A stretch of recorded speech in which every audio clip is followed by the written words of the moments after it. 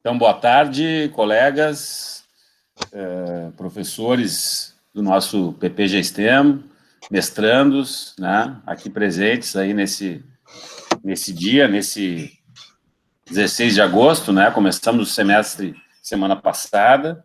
Então, queria abrir o seminário de hoje, né, nosso seminário integrador, é o primeiro seminário, na verdade, do semestre, né, de 2021/2, e para hoje, né, nós pensamos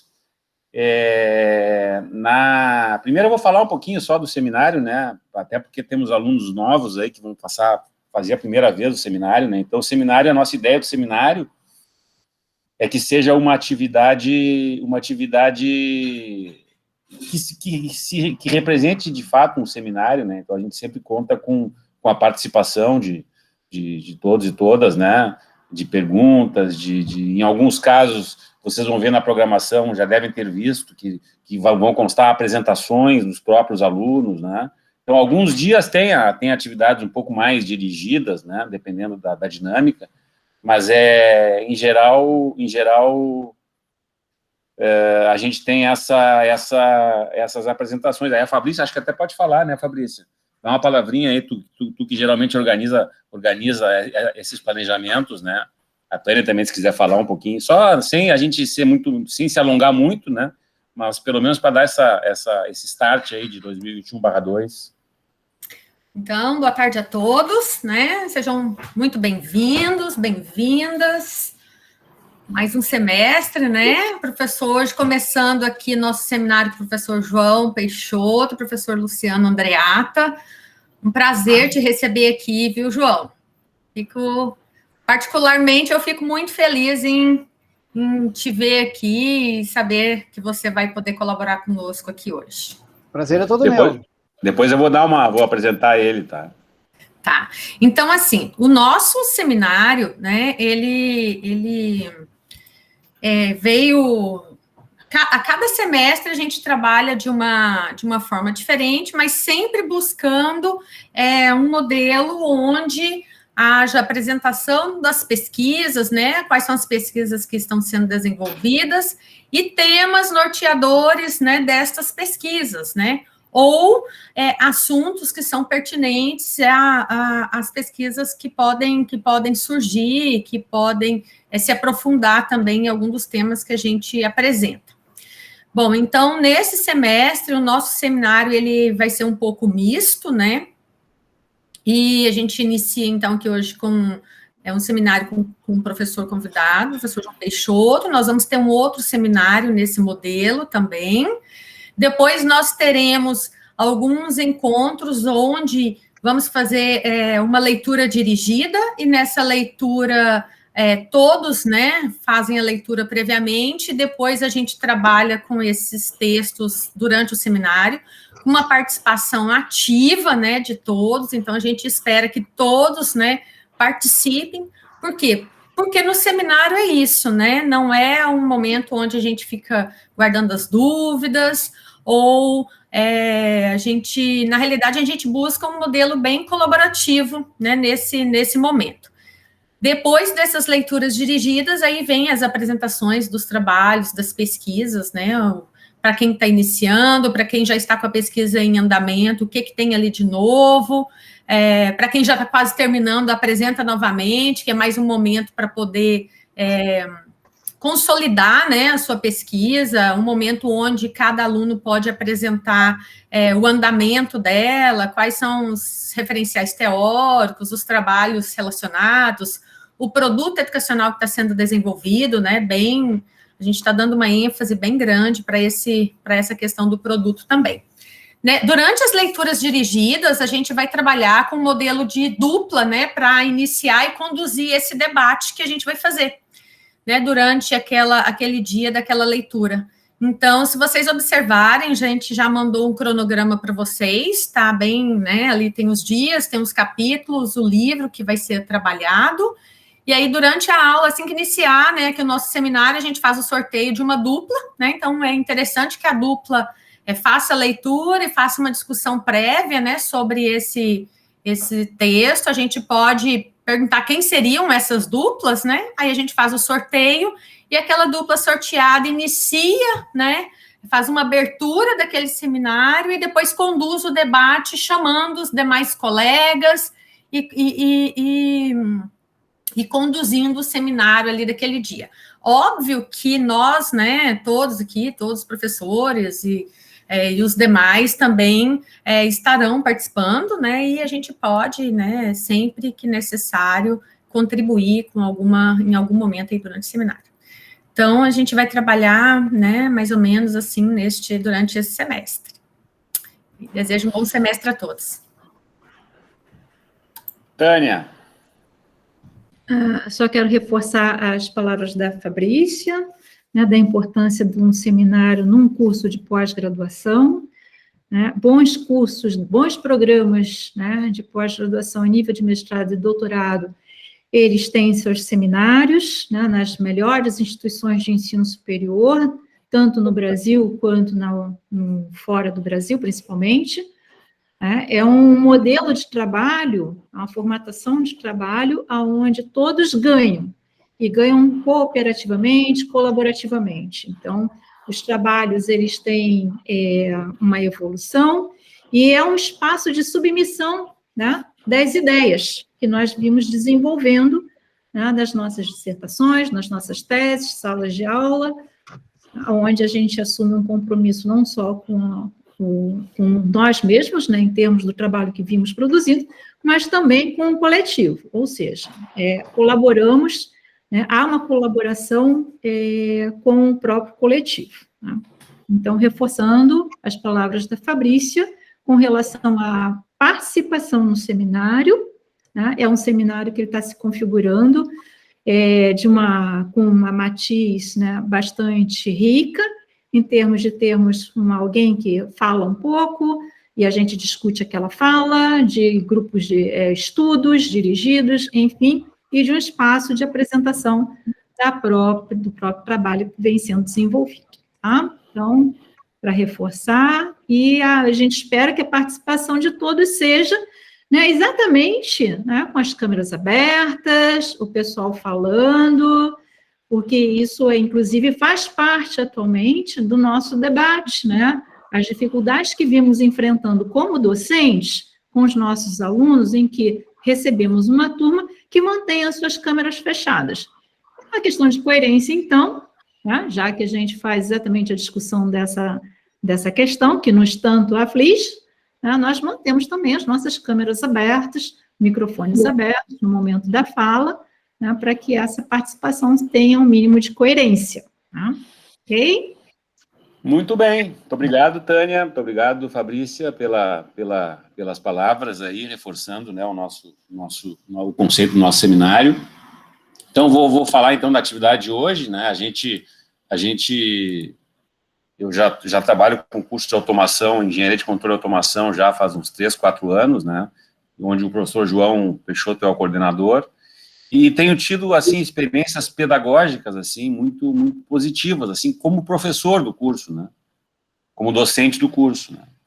Então, a gente já teve um artigo que eu escrevi, que o professor João foi um dos entrevistados da pesquisa de campo que eu fiz, né? Nós já tivemos alguma integração também do ponto de vista da implantação das diretrizes curriculares das engenharias no curso, né? Do engenharia de controle e automação.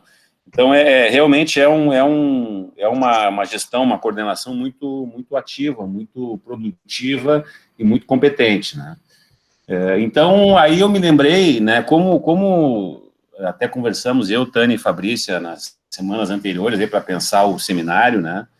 E aí eu me lembrei do professor João, porque nós estamos na iminência, do ponto de vista de da prática profissional de muitos dos docentes aqui do curso, né, na implementação da Base Nacional Curricular Comum, né, as famosas BNCCs, né, a partir de 2022, que é um regulamento, vamos chamar assim, né, é um documento normativo, né, que traz muito conceito, né, não é só norma e regulamento, ela é norma, é regulamento, mas é construída a partir de conceitos, de concepções, né.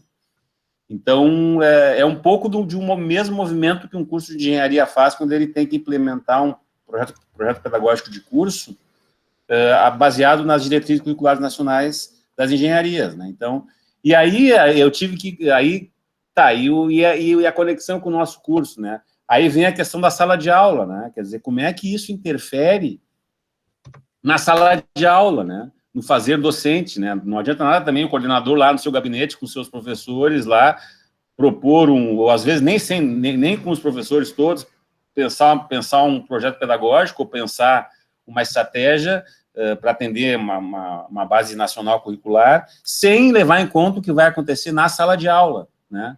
Então, esse é um pouco do nosso exercício aqui para esse seminário. Então, eu convidei o professor João Peixoto, tá? O professor João Peixoto é engenheiro elétrico pela Unicinos, tem MBA em gestão estratégica, né, de instituições de educação profissional e tecnológica no Senai, é mestre e doutor em automação industrial pela Universidade Federal do Rio Grande do Sul, atuou no Senai, foi supervisor de educação e tecnologia e atualmente ele é professor adjunto da nossa universidade.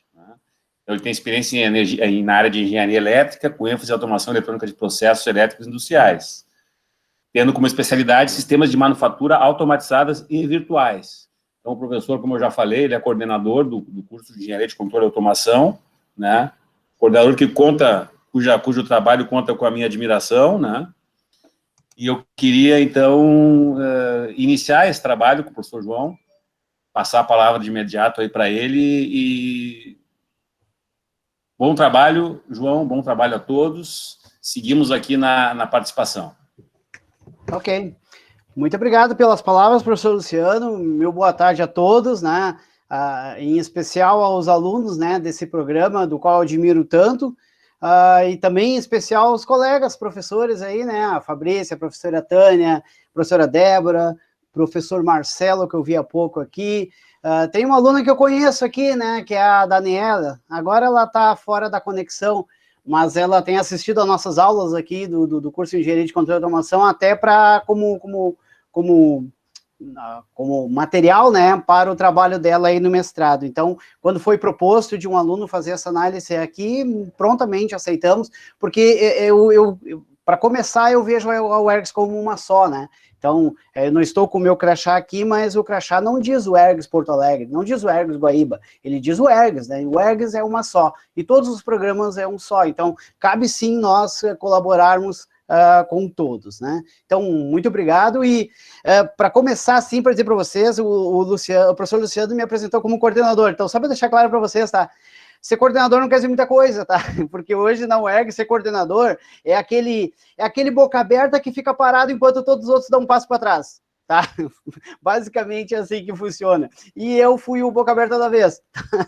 Quando fomos fazer a eleição do primeiro coordenador, todo mundo deu um passo atrás, e eu, como era o mais novo, não sabia que tinha que ser rápido quando eles propõem essas coisas, né? Fiquei ali chupando bala, pá, caí eu de coordenador. Tá?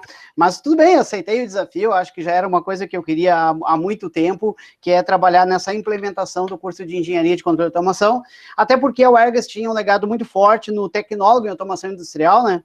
Então, a partir dessa base, se tornar numa engenharia, era a minha grande missão, que ainda não está encerrada, porque precisamos da validação do conselho, estamos correndo muito atrás disso, né? Mas a gente vai conseguir, é só uma questão agora de dias, ok? Bom, então, prazer imenso estar aqui falando com vocês, e como o Luciano comentou, né, então, muito bem apresentou, a ideia aqui, o que eu vou mostrar para vocês não é caminhos, não, eu vou mostrar para vocês o que nós sofremos, ou seja, e quando cai lá na ponta, e quando cai lá dentro da sala de aula, e quando cai lá no colo do professor e do coordenador para ter que fazer o PPC, né? Porque essas resoluções, as normas, diretrizes, são muito bonitas, são muito interessantes, muito legais até da gente discutir em um cunho pedagógico e tudo mais. Mas e quando chega lá na prática? E quando é para a gente colocar lá a frase que realmente vai acontecer, tá? E como isso impacta lá dentro da sala de aula? Porque muitas vezes, e nisso eu tenho uma longa experiência de outra empresa que eu trabalhei, que também era da área de ensino, e que às vezes um parágrafo que parece estar tão claro para todo mundo aqui, ó, daqui a 10 anos, quando nenhum de nós mais estivermos aqui, o parágrafo já não vai ser tão claro assim. Eu participei, por exemplo, de elaborações de planos de curso, de qualificação que era para ser ministrado no país inteiro. Agora, imagina a responsabilidade, tu escrever algo que o cara lá no Acre vai ter que ler e vai ter que ter a mesma interpretação. E aí, como é que fica isso, né? Porque o certificado é o mesmo. Então, realmente, se tem muito essa preocupação. E foi isso que nós tivemos, tá? Junto a uma equipe que se formou para fazer, então, essa reestruturação. Claro que nós temos várias outras reestruturações que tiveram que ser feitas dentro desse PPC, mas para nós foi, assim, digamos assim, foi uma grande oportunidade para poder, então, já corrigir alguns pequenos detalhes de projeto desse nosso novo curso. O curso de Engenharia de Controle e Automação, ele surgiu em 2019, onde entrou a primeira turma, tá? Só que, por uma questão de legislação, a gente só poderia fazer uma nova versão, só uma alteração daqui a decorridos 5 anos, tá ok? Tu não pode fazer um curso, não formar um aluno e já mudar a base. Tá, ok? Não pode.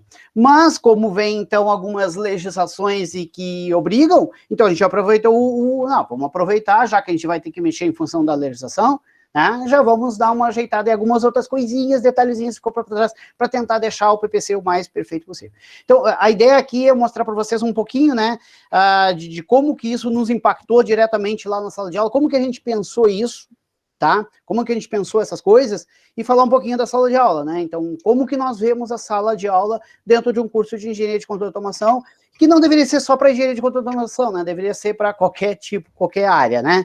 Qualquer área de ensino. Então, se vocês me permitem, eu vou colocar agora em modo de apresentação, e essa tela, depois o PDF dela fica à disposição de vocês, tá? Eu vou passar para o professor Luciano, ok? E aí vocês vão ter acesso, tranquilo. A gente diz isso porque senão depois o aluno começa a fazer print screen da tela, né? Ele fica todo preocupado em copiar as coisas. Fique tranquilo, vocês vão receber esse material aí para vocês. E o desafio que o professor Luciano trouxe, né? E o professor Luciano, ele já como me convencer para fazer as coisas, que é propor na forma de um desafio, né? Sempre que me dá um desafio, dificilmente eu resisto a dizer não, tá? Isso eu ainda vou ter que aprender a fazer, né? Dizer não para algumas coisas. Então, mas desafio tá aí, ó, tá dado, né? Então, poxa, foi exatamente isso que nos impactou. Quando veio um regulamento, tá? Que caiu meio assim, meio de supetão e disse, olha, cursos de engenharia, agora vocês vão ter que seguir uma nova diretriz. Tá, mas então como é que o que significa isso, né? Como isso chega lá dentro da sala de aula? Bom, antes de mais nada, deixa eu só colocar aqui em modo de apresentação, que acho que vai ficar mais interessante para todos ver, porque daí a tela fica um pouquinho maior, tá?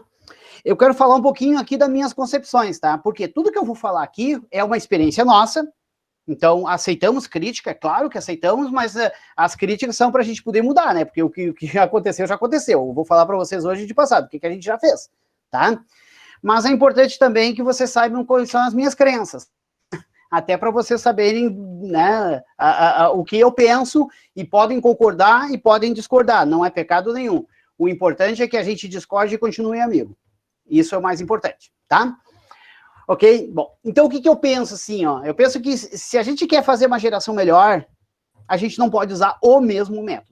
A gente tem que usar esse método, as coisas boas que funcionaram, e aprimorar, porque não dá para esperar resultados diferentes fazendo as mesmas coisas, tá?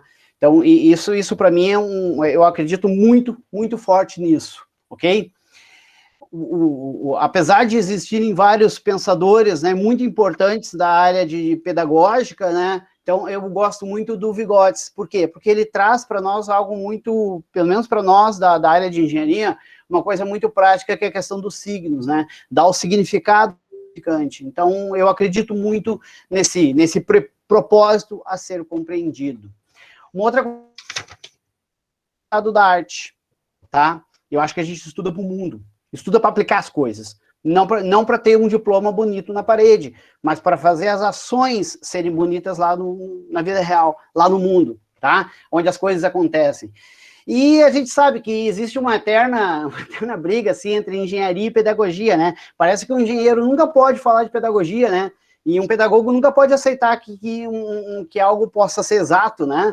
Então, eu quero dizer que sim, eu sou engenheiro eletricista, tá? E sim, eu dou muito valor à pedagogia, porque eu acho que isso não é uma briga. Acho que isso é algo que, se a gente conseguir unir forças, se a gente juntar o melhor dos dois mundos, é um ganha-ganha, e todos acabam ganhando. Eu acho muito importante para a engenharia que se tenha esse conhecimento pedagógico, e eu acho muito importante também para a área humana que tenha esse conhecimento de engenharia.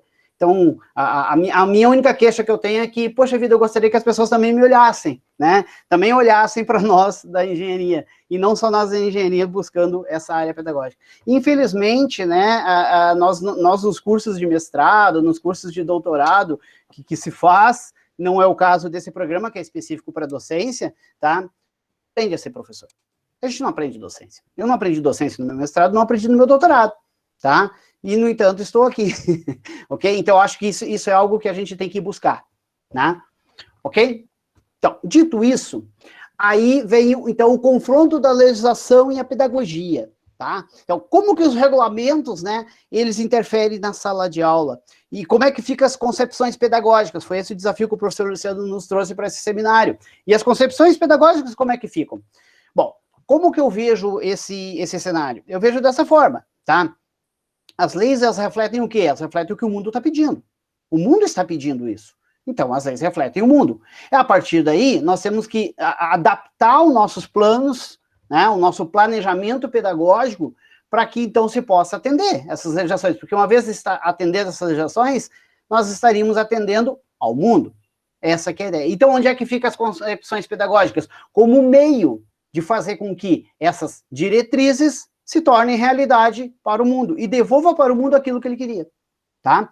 Então, por isso que eu vejo, e aí, por favor, é a opinião de João Peixoto, tá? Pode discordar e a gente continua amigo, que eu acho que talvez a pedagogia devesse se comportar muito mais como área meio, e não como área fim, porque daí ela tem a grande importância, a grande valia, e aí é que nós temos que exaltar isso, porque sem uma boa concepção pedagógica, tu não consegue fazer isso virar realidade. Não consegue fazer essas novas diretrizes atender essa realidade, tá? Então, assim como a engenharia de controle e automação, ela não é área fim, não existe um produto da engenharia de controle e automação, apesar de que me perguntam isso quase que todos os dias, né? Ah, mas não podemos fazer um projeto para dar um produto para a comunidade. Não, não podemos. Porque o engenheiro de controle e automação não vai dentro de uma casa automatizar a casa do cidadão. Ele vai contratar uma empresa e essa empresa que vai fazer isso. Nós não temos um produto fim, nós somos um meio para que as coisas aconteçam. Eu vejo a pedagogia também como um meio para que as coisas aconteçam, ok? Bom, dito isso, né, agora a gente pode... Bom, e aí, cadê o problema? Onde é que está o problema? Vou ser sincero para vocês, tá? No nosso caso da engenharia de controle e automação, na UERGS, nós digamos assim, de todas as engenharias, tá? A engenharia de bioprocesso e biotecnologia, engenharia de computação, engenharia de energia, nós, digamos assim, é que sofremos menos. Por quê?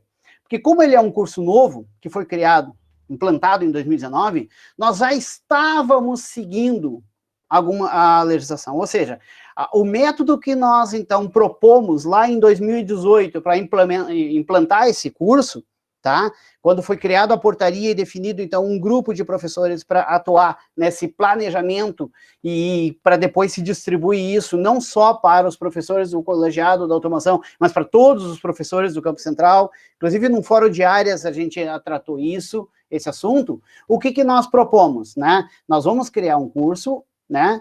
Olhando o perfil do egresso a partir de quê? A partir do mundo. Tá? Ou seja, a gente já estava olhando as diretrizes do Ministério da Educação, a gente já estava olhando o CONFEA, né, que é o nosso conselho da nossa classe da engenharia, tá? A gente já estava olhando mais especificamente o nosso conselho regional, tá? E nós já estávamos nos baseando na matriz do tecnólogo de automação, que em 2014 e 2015 foi considerado o conceito 5 no ENAD, tá? Então a gente já tinha essas referências de olhar para cá. E aí, o que aconteceu? As novas diretrizes curriculares, elas surgiram, né, meio que em paralelo com o que já estava sendo dito aqui no CONFEA e CREA. Então, posso dizer para vocês que 50% do trabalho a gente já tinha isso dentro do curso, tá? Coisas que outros cursos que não pertencem a esses conselhos, né, acabavam não tendo, e aí estão tendo um pouquinho mais de trabalho. Mas isso é só uma questão de mensurar a magnitude de trabalho. Executa-se igual. E aí, qual era o nosso foco? Qual era o nosso olhar para esse profissional, né? Não que ele fosse, tipo, um engenheiro de controle e automação da indústria. Não. Indústria é um dos meios que ele pode atuar, mas ele também pode atuar na extensão, ele também pode atuar com pesquisa, ele também pode atuar com ensino, ele pode fazer um monte de outras coisas. Então, olhamos esse mundo para saber o que é realmente se precisar. Sendo bem aberto aqui, honesto com vocês, como eu já participei de várias iniciativas semelhantes, né? A gente não quis fazer aquela coisa assim, ó, que tipo de conhecimento a gente tem na casa? A gente tem isso, ok, vamos juntar e fazer um curso. Isso é inferir para o mercado um perfil profissional, coisa que o mundo todo mostra ao contrário. O mundo todo diz assim, olha para o mercado, vê que perfil está sendo necessário, e aí sim tu cria o curso. Para quê? Para atender esse perfil. Isso ganha uma certa assertividade melhor, tá? Do que a gente ficar impondo. Por muito tempo, né, muitos cursos em muitas universidades impunham as competências, tá?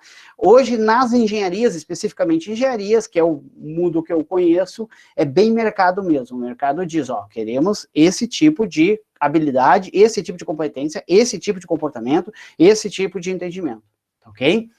Bom, então, a partir daí, o que aconteceu? Até então, nós nos guiávamos muito por isso aqui, ó, pela resolução de 11 de março de 2002, onde o MEC dita, então, as diretrizes. Olha, o engenheiro, ele tem que, por objetivo, dotar o profissional dos conhecimentos de tais. Então, o perfil do egresso, tá? Até então era assim, era algo que deveria ser construído lá no final. Que, à medida que o aluno fosse passando, então, dentro do curso, ele ia agregando coisas na caixinha dele, e quando terminasse a caixinha estava cheia, e essa caixinha cheia tinha que ser o perfil do egresso. Isso, então, era a nossa, até então, referência, né? Agora, vejam, o curso começou em março de 2019. Em março de 2019, começamos a primeira turma, em 24 de abril de 2019, vem a nova diretriz curricular nacional de cursos de engenharia, que diz o seguinte, ó, tá valendo tudo aquilo lá que vocês viram em 2002, tá? Mas de agora em diante, o que a gente quer, ó? Deve proporcionar a seus egressos ao longo da formação as seguintes competências. Agora essa caixinha não é no final, agora é no durante. Agora é todo dia, tá? É durante todo o curso. Bom, e como é uma diretriz, né, a gente é uma resolução, então a gente tem que seguir, tá? Temos um prazo para atender, né? Esse prazo já expiraria agora no final do ano, em dezembro desse ano, tá? Mas aí agora, em função de pandemia, o prazo foi prorrogado, tal, mas para nós está tudo certo, né? A gente já passou por essa fase, o PPC, a nova versão já está prontinha para ser validada e já implementar na próxima turma que entrar no curso. Mas então, olha só, veja o que nós temos, né? Uma legislação que impacta no projeto pedagógico do curso, que vai impactar nos componentes curriculares e em todas as ações pedagógicas do curso e que vai impactar na sala de aula. Né? Então, o que nós fizemos aqui? O que se pensou? Bom, vamos pensar ao contrário, vamos pensar da sala de aula para cá. Tudo que a gente for fazer aqui, como que isso reflete dentro da sala de aula? Por quê? A gente ainda não sabia exatamente o que ia fazer. A gente sabia o que não ia fazer. Isso estava certo, tá? Com certeza, a gente não vai pegar essa mudança aqui, ó, e colocar no PPC só para inglês ver. A gente não vai fazer isso. Se tem que fazer, então vamos fazer de verdade. Então vamos fazer isso acontecer, tá? Então vamos procurar garantias de que isso aconteça dentro da sala de aula, ok? Bom, então a partir daí, né, então temos essa comparação, ficou muito claro para nós, tá? Claro, tem os seus detalhes, artigo por artigo, a resolução é grande, são vários parágrafos, vários itens e tudo mais, mas, né, a conclusão bem é essa. Até então, nós tínhamos uma preocupação, né, no componente curricular, para que ele, então, fosse dotado de conhecimento e competências, tá? Então, o professor, ele formava o aluno para ele ser apto na sua disciplina. Era só caixinha, tá? Então, se ele for apto e for muito bom na sua disciplina, o conjunto dos aptos e muito bom nas suas disciplinas gera, então, um engenheiro. E agora não. Agora apareceu aqui muito claro uma palavrinha chamada mobilização do conhecimento. Ah, tu sabe fazer? Então mostra aí. Ok? Agora contextualiza. Aplica isso em alguma coisa. Tá? Agora tem a mobilização. Então, agora a gente não está mais formando para passar da disciplina, a gente está formando para passar no mundo. Tá? Porque é o mundo que vai dizer se tu realmente atingiu essa habilidade, atingiu essa competência. Esse foi, então, a nossa visão. E claro que o mundo vai dizer se a gente está atingindo aquelas diretrizes, e caso não esteja, é o momento da reformulação, tá? Então, isso ficou muito claro. Bom, mas eu não posso colocar o aluno no mundo para mobilizar conhecimento? Então, que traga o mundo para dentro da sala de aula. Então, a nossa proximidade com o mercado ficou muito mais... O mercado de trabalho, e quando a gente diz mercado de trabalho, mas qual o mercado está falando? Com o mundo. Hoje, o mercado de trabalho é o mundo. A semana passada, eu estava ministrando uma palestra sobre um seminário de desenvolvimento econômico na cidade de Novo Hamburgo, e a gente estava comentando sobre o comércio local. Não existe mais comércio local, né? O comércio é mundial. Vender para o vizinho da quadra do lado e vender para alguém lá na China é a mesma coisa, é só colocar isso num website e fazer, então, a entrega. Então, hoje o teu mercado, hoje o teu mundo, literalmente é o mundo, tá ok? Beleza. Bom, mas e aí? E como que a gente faz isso, né? Mas da onde vem, então, toda essa concepção? Poxa, mas aí então, olhando para a sala de aula, mas como que é a sala de aula? Como que é a aula em si? Afinal, o que é uma aula? Afinal, a aula não é motivação? A gente não aprende, né, nessa concepção pedagógica de que a aula, ela é uma motivação, tá? Que eu tenho que motivar o aluno para que ele aprenda alguma coisa, aprenda algo, né? O aluno deve ser motivado, ou a pessoa tem que procurar uma motivação para aprender algo, que também cai tudo muito nas costas do professor, né? Mas o aluno também, ele tem que procurar se motivar, né? Ele é o grande interessado, ele é o grande ator desse processo ensino-aprendizagem. Não tem uma etapa que tem conceitos, né? Que muitas vezes tu nem precisa do professor para absorver conceitos. Conceitos existem por aí, tá no livro, tá na internet, tá em todo lugar. Não tem um momento de experimentação em que tu realmente experimenta para realmente se ouve aprendizado, e não tem um momento de fixação, que é onde tu valida se isso que tu aprendeu realmente condiz. Esse é o momento de validação, é o momento do mundo. É aqui que entra o mundo, e todas as nossas concepções pedagógicas nos levam a isso, tá? Então, se a gente começar a olhar a aula como motivação, conceito, experimentação, validação, poxa, agora, então não é tão difícil assim a gente colocar isso dentro da sala de aula, algo que estava regrado lá numa resolução. A gente consegue fazer esse artigo entrar lá dentro da sala de aula. Foi isso que a gente pensou, tá? E foi assim que nós trabalhamos. Começamos, então, a trabalhar componente por componente. Dá trabalho? Dá bastante trabalho, mas o que na vida não dá trabalho, né? Me diz na vida o que é fácil. Fácil é não fazer nada, né? Mas que é a coisa que menos dá resultado, tá ok? Então, tudo dá trabalho. Sim, dá um pouquinho de trabalho, mas a gente consegue. Não é tão difícil assim. Bom, então, chegamos no momento em que, né, a gente já sabe o que tem que fazer, porque a resolução estava muito clara, a resolução está ali, a gente já sabe o que tem que fazer, tá? A gente já sabe como fazer, a gente já sabe que isso tem que acontecer na sala de aula e não é no final, é no durante. E eu, particularmente, eu fico muito feliz com isso. Quando eu vi as novas diretrizes, assim, eu não chorei, eu sorri, tá? Porque por muito tempo eu trabalhei com ensino profissional, tá? Antes de ter o mestrado e tudo mais, as minhas raízes lá, eu dava aula em curso técnico, tá? Então eu treinava alunos lá de curso técnico, eu era um facilitador para ver se eles aprendizavam, então, as técnicas para trabalhar como técnicos em áreas específicas. E lá a gente falava muito essas coisas, assim, né? A gente pegava o PPC lá do curso técnico em eletrônica, a gente olhava o projeto de curso, né? O aluno, ao final do curso, ele deve ter as seguintes competências, blá, blá, blá, blá, blá, blá. E lá aparecia a minha disciplina. Bem assim, disciplina, né? Tu tem que ensinar a lei de Ohm, tu tem que ensinar a lei de Kirchhoff, tu tem que ensinar a polarização de transistor. Tá, mas e quando é que ele vai aprender aquela competência que tá lá? Não, aquilo ali é no outro professor. Aí o outro professor, não, aquilo ali é com o outro, aquilo ali é com o outro. Não é com ninguém, tá? Então, quando a gente bota, se fala muito bonito, né, aquela questão das competências transversais. O que são competências transversais? É aquilo que permeia todos os cursos. Na prática, é aquilo que ninguém faz, né, porque se permeia todos os cursos, deixa para outro curso fazer. Entendeu? Então, na prática, era isso que acontecia. Então, a gente começou a ter essa preocupação. E agora? Se a gente sabe o que tem que fazer, né, e já sabe como fazer, tá? Como que a gente vai garantir que isso aconteça? E aí, claro, agora eu estou sendo bem mais específico do curso de Engenharia de Controle de Automação na UERGS. Porque, assim, eu vou dizer isso aqui, e não me importa dizer isso abertamente, meus colegas vão concordar comigo, né? Na UERGS a gente tem duas coisas, né? Uma coisa muito boa e uma coisa muito ruim. A coisa muito boa é que a maioria de nós somos doutores. E a coisa muito ruim é que a maioria de nós somos doutores. Então, as coisas, para começar a discutir, já começam a ficar um pouco mais complexas, né? A sala de aula já começa a ficar muito mais complexas, nós não temos uma estrutura, né, de hierárquica pedagógica, então, é muito na base do convencimento, tá? Então, isso é um pormenor que eu quero deixar aqui para vocês. E aí é um outro desafio, né?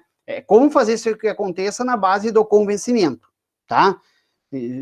Talvez uma outra instituição privada, talvez, consiga fazer isso muito mais fácil, né?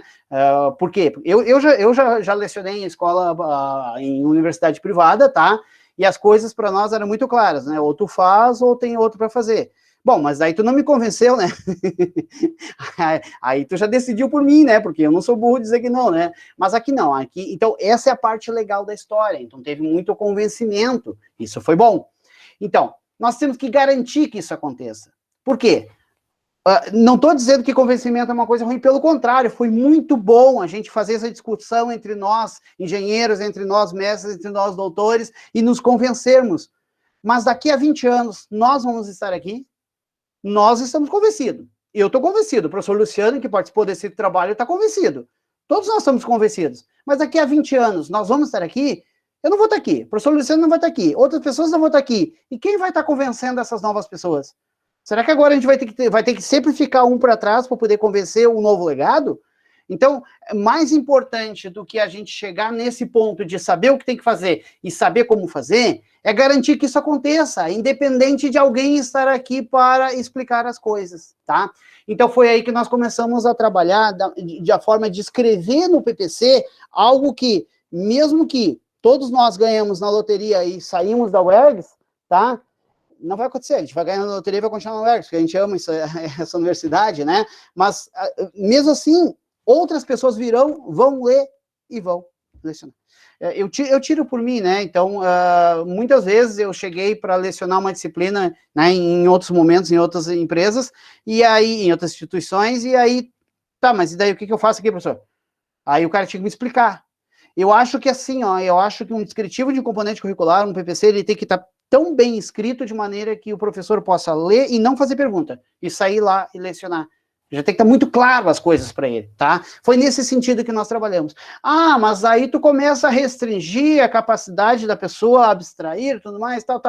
Talvez a gente possa ter cometido esse pecado, tá? Admitimos isso. Mas acho que a gente preferiu garantir que daqui a 20 anos o curso continue, entendeu? Com essa mesma interpretação. Porque deu tanto trabalho para a gente fazer isso e não queremos, por erro de interpretação, ali na frente, as coisas, então, degringolem, né?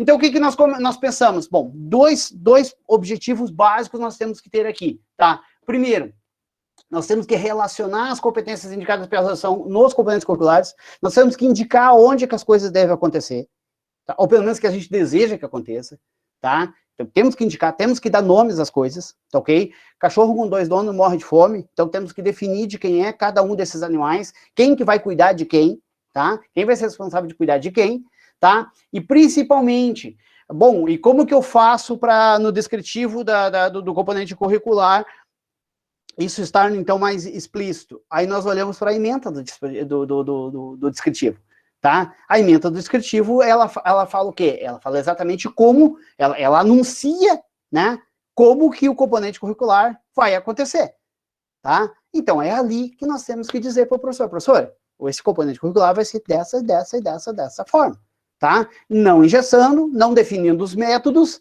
mas definindo o propósito. E aí o professor, ele tem toda a sua autonomia de definir os métodos, definir as técnicas a serem utilizadas para desenvolver, para que se correlacione os conteúdos que ali estão, tá? Então, foi esses dois focos. Primeiro deles, bom, e aí, claro, né, aí o trabalho começa a tomar corpo, né? Aí que a gente começa a se arrepender, sabe? É aí que a criança chora e a mãe não vê, né? Porque, poxa vida, mas então vamos fazer isso para cada componente titular? Mas sabe quantos são? 64. Tá? Não é um nem dois, é um monte deles, tá?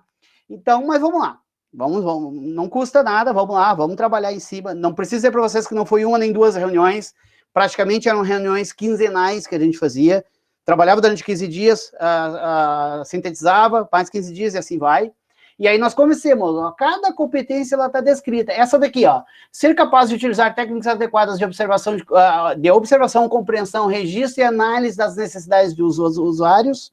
Isso está escrito lá na resolução, tá? Ela vai ser desenvolvida nesse componente. Ah, mas eu queria desenvolver em outro. Vai, pode, não tem problema nenhum, mas no mínimo nesses.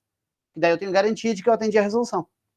Eu tenho garantia disso, tá? Então, beleza, vai ser desenvolvida nesse aqui, vai trabalhar essas competências. E essa aqui, realizar avaliação crítica, bom, isso aqui ela tem que ser em todos os componentes curriculares. E aí, o que aconteceu com essa tabela? Essa tabela virou um dos anexos ao PPC. Então, tá lá toda a relação. Então, o professor, quando pegar o PPC, ele já sabe exatamente. Ele vai olhar lá e ver quais as competências que vão aparecer para o componente curricular dele, tá? Então, acho que digamos assim, vou dizer para vocês, essa foi a parte mais fácil, tá? Porque era só uma questão de reunir as pessoas da área para elas, realmente, isso aqui faz mais sentido comigo, mas sempre com olhar lá no mercado, tá? Vou dar um exemplo para vocês aqui bem rapidinho, tá? Eu estou tentando doutrinar o tempo certinho para entregar no tempo que o professor Luciano me ofertou, que é o seguinte, curso técnico, tá? Técnico em mecatrônica, eu era professor e aí eu fui lecionar uma disciplina chamada hidráulica e pneumática. E o objetivo geral da disciplina era manter circuitos eletropneumáticos, tá? Olha o nome, manter circuitos eletropneumáticos. O nome para mim está muito claro. Beleza, aí quando eu peguei lá, tá, agora vou planejar esse componente curricular. Aí, não, já teve outro professor aqui que já planejou e tal, já fez isso outras vezes, as aulas estão prontas para ti, olha que beleza, vou te dar as aulas do cara pronta. Aí eu peguei as aulas, era tudo, dava-se uma situação, problema, e a pessoa desenvolvia um projeto, tá, para resolver aquela situação. Poxa, achei muito bacana as aulas, muito bacana, feito na prática direitinho. Mas em que momento ele exercitava o manter? Manter quer dizer consertar, é manter em uso. É algo que deu problema, tu saber resolver. Aí o que eu fiz? Peguei todas aquelas situações, problemas, e eu desenvolvi uma solução. E aí eu pedia para os alunos, então, montar aquela solução. Montem a solução. Ó, vocês viram o problema? Vocês viram a minha proposta? Vocês montaram? Funcionou? Funcionou? Ok. Agora injete em defeito. E um grupo vai... Agora vamos fazer uma brincadeirinha aqui, ó. Um grupo vai ter que resolver os problemas do outro. Injete defeito e ganha aquele grupo que o outro não conseguir consertar. E aí, coisas simples, tipo, eu tenho um fio lá que é conectado. Aí eu tirava o fio, pegava uma fita durex, passava e conectava de volta. Daí injetar defeito, digamos que eu sou um especialista, tá? Pegava as tubulações de ar comprimido, pegava um rebite, colocava dentro, conectava de volta. Bom, era muito difícil eles descobrirem, né, o que eu fiz, mas era fácil eles descobrir o que não estava acontecendo na aplicação, e aí eles começavam a exercitar a capacidade de manter circuitos pneumáticos. E claro, era uma instituição privada, já fui questionado na terceira semana, né? Mas como assim? Os alunos não estão projetando os circuitos? Os outros professores dos outros componentes já estão reclamando. Mas está escrito aqui manter. Ninguém disse que era para projetar. Disseram que era para manter. Tá? Só fechando parênteses para vocês, assim, como essas coisas têm que estar muito claras, e aqui elas ficaram muito claras, olhando para o mercado. O que é importante para o mercado? Ele projetar? Ele é um técnico, né? Quem vai projetar normalmente é um engenheiro, então a gente tem que olhar para o mercado. O que essa pessoa realmente vai fazer lá? E quando eu falo mercado, não é a indústria, é o mundo, tá? Por exemplo, tem um momento que fala sobre analisar e compreender, analisar e identificar as necessidades do usuário. Nossa, essa competência para nós da engenharia assim, caiu que nem uma luva.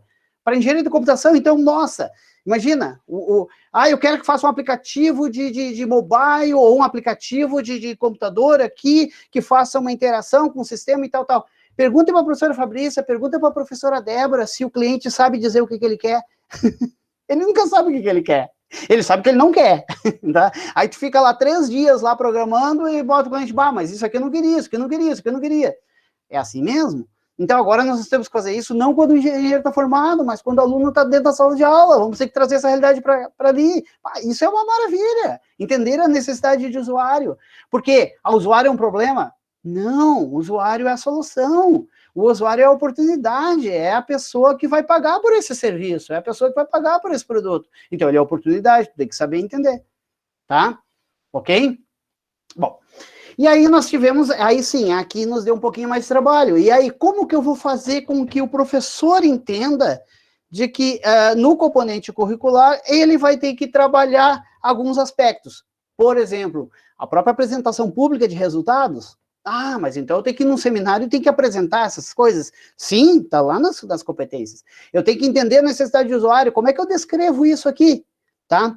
Aí o que nós fizemos? Nós buscamos um método, e não achamos um método no mercado, mas também, assim, não acredito que o que a gente utilizou aqui seja um método, tá? A gente chama, mas não é. Na verdade, nós então, implementamos uma técnica, tá? Que foi o seguinte, para cada ementa do componente curricular, tá? Pensando que o componente curricular, ele deve, então, descrever os principais tópicos, seus objetivos e a forma com que eles serão abordados pelo docente durante o processo de aprendizagem. A gente sabe que essa é a função da ementa no componente curricular. E a gente sabe que ao professor cabe definir os recursos e estratégias pedagógicas que irá utilizar dentro da sala de aula. Ok, beleza, está resguardado. Então, o que nós fizemos? Bom, colocamos isso como uma coisa técnica, né? Aqui está em texto, né? O pessoal aí da computação sabe que na prática isso que virou um fluxograma, tá? Isso aqui já deu um algoritmo. Então, vamos lá. O que nós fizemos? Descrevemos o tópico na forma de assuntos, todas aquelas relações de conteúdos definimos por assuntos, agrupamos por assuntos, tá? Descrevemos as atividades que queremos que seja realizada, descrevemos o objetivo que a gente quer alcançar, e isso já está definido, né, no componente curricular, tá ok? E definimos quais são os objetivos específicos, de forma que somados resulte em um objetivo geral. Isso é tão raro a gente ver, né? A gente vê um objetivo geral e quando vê os... Isso é uma dica para vocês, tá? Dissertação, né? Vocês já passaram pelo TCC, mas vai lá, dissertação, tese e tudo mais. Quando gerar objetivos específicos, eles não, somados eles não podem ser maior que o geral, né? Senão perde a graça. E somados não pode ser menor também, né? Porque também perde a graça, tá? Então, bom, descrevemos eles ali, e aí o que nós fizemos? Concatenamos, então, esses itens num único parágrafo. Está aí. Tá ok? Então, um exemplo aqui para vocês, tá? Só um exemplo rapidamente aqui, ó. Então, vamos pegar um componente curricular de algoritmo de programação. Bem simples. Algoritmo de programação. O que ele tem que aprender nesse... O que ele vai aprender nesse componente curricular? Informática básica, estrutura do sistema operacional, algoritmo e linguagem de programação. Pô. Professor, podia ser mais? Podia, mas a gente agrupou nesses aqui, tá? O que a gente quer que aconteça, né? O que a gente gostaria, assim, ó, que de uma forma macro acontecesse nesse componente curricular e face às diretrizes curriculares? Que ele produzisse uma pesquisa sobre estrutura computacionais, tá? Que ele editasse algoritmos em pseudocódigos. Então, não... mas que linguagem de programação ele vai fazer? Mas não está escrito se eu vou usar Python, não está escrito se eu vou usar C, agora eu estou perdido. Mas não é para nenhuma delas, é pseudocódigo, tá? Da forma mais genérica possível. Tá ok? Aí você evita vários transtornos, né, depois na sequência do curso. E executar programas de computador a partir de seus pseudocódigos. E aí, com isso, nós temos o objetivo geral, que é implementar soluções computacionais a partir de algoritmos de programação, e, especificamente, ele vai conhecer a estrutura de programação, representar soluções de algoritmos de pseudocódigos e aplicar algoritmos de programação. E aí, para deixar isso bem claro para o professor, para fazer com que tudo que a gente pensou acontecesse, mesmo que a gente não esteja aqui para explicar, porque isso vai acontecer daqui a 20 anos, tá? Olha a ementa como é que ficou. Vamos dar um zoom aqui para ficar mais legal, para todo mundo ver, tá? Ó, então, componente curricular que aborda... Componente curricular é algoritmo de programação, tá? Componente curricular que aborda os tópicos de informática básica, estrutura de sistemas computacionais, algoritmo e linguagem de programação, na forma de produção de pesquisa sobre as estruturas computacionais, edição de algoritmo em pseudocódigo, execução de programas em computador a partir de seus pseudocódigos, com o objetivo de implementar soluções computacionais a partir de algoritmo de programação, conhecendo as estruturas de programação, representando soluções de algoritmo em pseudocódigos e aplicando o algoritmo de programação. Tá aí, tá pronto. É isso que o professor tem que fazer. E daqui a 20 anos ele pode ler isso, né? E não precisa da gente para a gente dizer o que a gente pensou quando fez esse projeto, tá? E aí a gente fez isso para quem? Para todos os componentes curriculares, tá? Aqui ficou, ó, como que era a meta. Por uma questão de tempo, vamos direto aqui, ó, quer ver? Olha só. Professor Luciano é o que dava, que leciona equações diferenciais nesse curso de Engenharia de Controle de Automação. E ainda hoje, né, porque a gente ainda não aprovou a nova, né, o novo componente curricular. Então, quando ele pega lá o descritivo do componente curricular, a ementa está escrito isso aqui, ó. Componente curricular de cunho teórico que visa o estudo de equações diferenciais de primeira e segunda ordem, ordem N e parciais. O que o professor Luciano pode fazer quando ele recebe... Quando ele recebe esse descritivo aqui? Ele pode fazer o que ele quiser, né? inclusive o que a gente não queria, né? Que é o que estava previsto lá na resolução, tá? Mas, porque da maneira que está aqui, está aberto, ele pode fazer o que ele quiser. Agora, olha só, como é que a gente faz com que o professor, não é querer engessar ele, mas pelo menos dar uma ideia, professor, é mais ou menos por esse caminho que o senhor queremos que o senhor siga, por quê? Porque está escrito lá na resolução, tá? Para a gente poder atender a resolução. Olha só a diferença. Componente curricular que aborda tópicos de conceitos de equação diferencial. Perdoe a língua portuguesa, tá? A gente também não é tão bom assim, tá? É engenheiro escrevendo, tá bom? O que não é pecado, tem que saber. Equações diferenciais e variáveis separáveis, exatas e fatores integrantes. Primeira ordem, segunda ordem N, séries elementares, equações diferenciais lineares e coeficientes variáveis e parciais.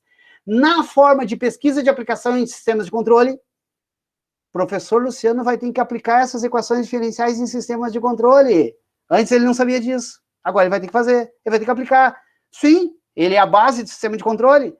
Resolução de exercícios contextualizados, tá? E apresentação de resultados e soluções de problemas ao público. Os alunos vão apresentar os resultados, ele vai fazer seminários na sala, ele vai fazer com que os alunos discutam essas ideias, essas soluções, tá? Com o objetivo de aplicar as técnicas básicas de resoluções de equações diferenciais em situações práticas, interpretando problemas de controle e automação, identificando as técnicas de resolução e solucionando problemas de engenharia envolvendo equações diferenciais. Bom, talvez o professor Luciano ainda tenha dúvida, claro, a gente pode ainda ter dúvida, mas vamos combinar, né? Professor Luciano, não ficou mais claro aqui na direita do que estava aqui na coluna central? João, eu vi que você passou pelo cálculo 1. Dá para fazer? É. Vamos ver. Como é que era cálculo 1, ó. Olha só. Componente curricular de cunho teórico que visa desenvolver raciocínio de operações, funções, limites e derivadas. Ponto. Aí o que nós trouxemos para cá, ó? Aqui a nossa base de cálculo 1 foi o professor Marcos Kahn, né? O professor Marcos Kahn e mais os professores de física, né? O próprio Luciano e o professor Ney, né? Que trabalham conosco, que são dessa área, foi o que nos deram o suporte. O professor Éder, né? Que é do programa, que também nos deu suporte. Componente curricular que aborda os tópicos de grandezas, variáveis e funções, conceitos de limites, conceitos e regras de derivação, derivações parciais e definição de máximos e mínimos, na forma de resolução de exercícios e análise de problemas de engenharia, que envolve funções e derivação, com o objetivo de aplicar conceitos de funções, limites e derivadas, resolvendo problemas práticos de engenharia. Com isso, o que aconteceu? Aí o professor Marcos Kahn começou a nos procurar mais, tá? Para saber, onde é que tu usa esses cálculos aqui, como é que vocês... E a gente usa, né? Porque engenharia de controle de automação é matemática pura, né? A gente trabalha muito com isso. O próprio professor Luciano, eu me lembro que um dia a gente ficou um dia inteiro lá na UERJ mostrando para ele o que a gente faz com o produto dele, que é a equação diferencial. Aí eu aplico o Laplace e faço toda a minha área de controle, tá? Ok? Isso daí, professora Tânia? Sim. Ok, obrigado. Beleza. Depois isso vai, né, em PDF para você, mas é bacana, tá? Aqui, sistema de controle dinâmico, como é que era, como que ficou. Mas agora ficou um texto maior. Mas agora ficou mais descrito, tá? E isso a gente fez para cada um dos componentes curriculares. O que isso impactou na sala de aula? Principalmente, tá? A mobilização de conhecimentos. Ou seja, agora não basta aprender, né? Não basta ter aprendido, vamos dizer assim, né? Porque aprender e ensinar são dois verbos fortes, né? O professor que diz que ensina é meio complicado, né? Porque como é que eu vou garantir que eu vou ensinar, né? Não dá para garantir, né? Eu só ensino se o aluno quiser aprender, né? E o aluno só aprende se ele estiver predisposto a isso, sabe? Então, eu acho que o aprender do aluno é muito mais forte do que o professor ensinar, tá? E aí acontece essas coisas aqui, ó, tá? Por exemplo, talvez fique um pouquinho picotadinho para vocês, mas vocês vão poder depois olhar, né? O link tá ali, vocês podem ver o vídeo, tá? Com mais calma. Mas só para mostrar aqui rapidamente para vocês, o que acontece, né? Agora o aluno ele tem que mobilizar o conhecimento. Então, poxa, professor, realmente eu entendi para que eu tenho que aprender isso. Agora eu vi os conceitos que existem, tá? E agora eu sei, inclusive eu apliquei, né? E funcionam essas técnicas. Mas aonde é que eu utilizo isso? Agora eu tenho que mobilizar, e eu tenho que mostrar, e eu tenho que evidenciar que aprendi, tá? Ok? Essa voz aí é do próprio aluno, tá? É do Davi. Tá ok? Claro, ele me deu autorização para mostrar isso para vocês, tá? Mas eu vou pular um pouquinho aqui, assim, toda a parte introdutória. Esse aqui, ele é um aluno de primeiro módulo, tá? Esse aqui é um componente curricular, medidor de umidade. Aí já começa o trabalho dele. Esse é um aluno de primeiro módulo, tá? De um componente chamado Introdução ao Controle e Automação. Esse é o trabalho final dele, tá? Aonde ele está apresentando aqui em 2 minutos um elevator pitch sobre um trabalho de domótica, automação residencial, que envolva todo o contexto, claro, tá aí, onde é que tá os conceitos aqui? Aí é um artigo que ele escreveu, que vem junto, né, com o material, e ali tá todos os conceitos, ali tá toda a validação, tá? E aqui ele mostra, então, acontecendo. Isso ele implementou na casa dele, um sistema, era próximo do Natal, né? Por isso que alguém olha essas luzes aí pode achar coisa diferente, tá? Mas não, era porque era próximo do Natal, ela estava enfeitada pro Papai Noel, ok? E aí ele teve que mostrar. Ele mobilizou o conhecimento, tá? Ele mostrou o que ele faria depois de ser engenheiro, depois que a engenharia tivesse ocorrido, mas não, ele aconteceu antes. Vamos pegar aqui, ó, o pessoal de Guaíba vai se lembrar desse rapaz aqui, ó. Esse aqui é o Rodrigo Chardon, tá? Ele é do curso de engenharia de controle, de computação, aí de Guaíba, tá? Eles têm que produzir, então, a AGV, olha aí, ó. Isso aí é o que a gente chama de... Eu vou diminuir o som aqui, né? Porque esses alunos são meio roqueiro, né? Então, é um veículo autônomo que ele teria que, então, fazer um translado totalmente de forma autônoma. Claro, ele tem todo um contexto, né? Que ele colocou isso dentro do artigo, onde ele vai aplicar isso, tá? E aí, aqui ele começa a mobilizar. Mas como que ele mobiliza? Olha, repararam que o carrinho dele, né? O AGV dele é todo de papelão? Olha lá, ó. Coisas bastante simples, tá? Que ele montou na casa dele. Bom, mas foi só ele? Não, cada aluno tem que fazer isso. Inclusive agora, quarta-feira eu tenho a segunda aula do pessoal aí de Guaíba, tá fazendo aula aqui conosco de controle, eles têm que fazer isso aqui também, tá? Agora ele está mobilizando conhecimento. Mas como que é os conceitos que tem aqui dentro? São bastante simples, posso dizer para vocês. Sim, parte de uma modelagem matemática dessa planta, para depois, então, a gente usar estratégias para poder fazer o controle. Só que, bota isso na prática para te ver. Testa. Aqui, o que ele mais aprendeu não foi técnicas de controle. Aqui ele aprendeu foi o distúrbio, as coisas que interferem. A rugosidade do piso, tá? O fato do ambiente estar quente, o fato do ambiente estar frio, o fato de ter vento, o fato do carrinho se balançar. E essas coisas a gente não vê no dia a dia na sala de aula, né? Porque a sala de aula é meio que o mundo ideal, né? Que a gente constrói e a gente tenta cercar com todas as variáveis. Ao passo que o mundo real é isso aí. É isso que ele vai enfrentar lá na vida e ele já está enfrentando isso dentro da sala de aula. Isso é impacto, por quê? Porque também uma outra decisão que nós tomamos no curso, que mesmo que nós tenhamos que aprovar ainda essa nova versão do nosso projeto pedagógico do curso, e não depende de nós, depende de outras instâncias dentro da universidade, nós já íamos implementar no curso agora. Então, tudo que ainda vai acontecendo, nós implementando no curso, até para viver essas coisas de sala de aula, até para saber se realmente isso procede ou não, se tudo que a gente colocou como hipótese se confirma. Claro que a pandemia, né, ela nos levou para o ensino remoto. Eu não vou dizer que pandemia é bom, tá? Porque se duas não é bom, é pandemia e guerra, tá? Guerra ninguém quer, pandemia ninguém quer.